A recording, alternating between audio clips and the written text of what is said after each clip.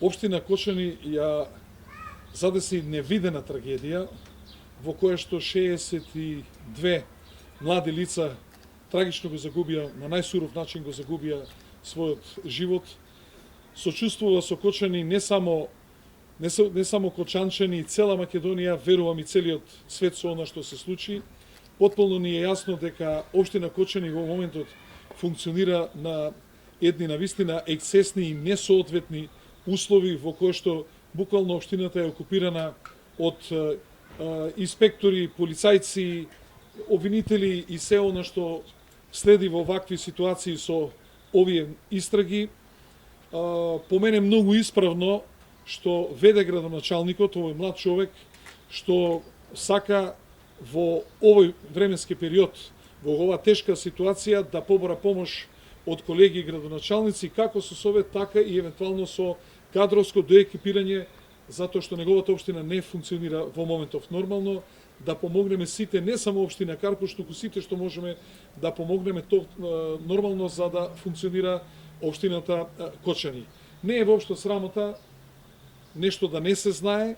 И јас кога сум бил на почеток на кариерата, сигурно дека многу работи не сум ги знаел, искуството не се учи на ниедна академија, тоа се стекнува со текот на времето и нормално во ред е што се сака да се консултира и да се побара помош од оние кои што подолго време ја практицираат локалната власт. Ние како локална власт ќе помогнеме се што можеме и во делот на инспекцијскиот надзор, и во делот совети околу прибирање на приходи, и во делот на урбанизмот, во делот на комуналната развој на комуналната инфраструктура, како и обиди да се привлечат инвеститори, зашто на Кочани сега и како му е потребно да тој народ што го задеси таа трагедија, да се обезбедат инвеститори, да се отворат работни места.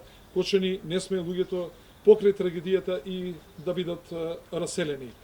Така да ова наша средба доаѓа во вистинско време. Тука се нашите колеги кои што веројатно дел од нив и ќе заминат деновиве за Кочани да дадат помош токму во оној дел што значи инспекцијскиот надзор, бидејќи ние имаме многу поголемо искуство во организирање и на единиците за заштита и спасување. Да повторам дека ние сме единствена општина која што има единица за заштита и спасување. Она што го правиме по објектите, по другите, по стамбените, индивидуалните домови и така натаму, сето тоа искуство ќе се обидеме да го пренесеме, а драго ми е што овој млад човек сака искуства позитивни да ги прифати и да ги имплементира во неговата општина. Сакам уште еднашка да се заблагодарам на градоначалникот Стефче Кимски и на општина Карпош, што се втора општина после општина Струмица, кој што реши да ја помогне на општина Кочани. Благодарение на општина Карпош ние за прв пат во историјата ќе добиеме инспектор за домовење, кој е како битен во овој момент.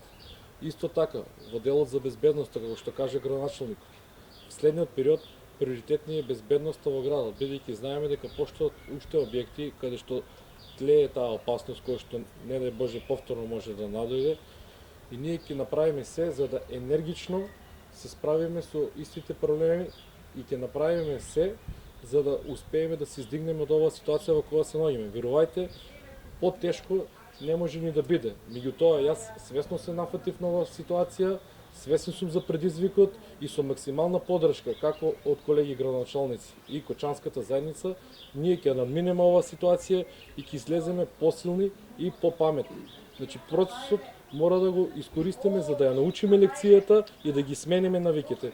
Што е било пред несреќата, треба да се сменат лошите навики и сите ние заедно само може да ја научиме оваа скапа лекција.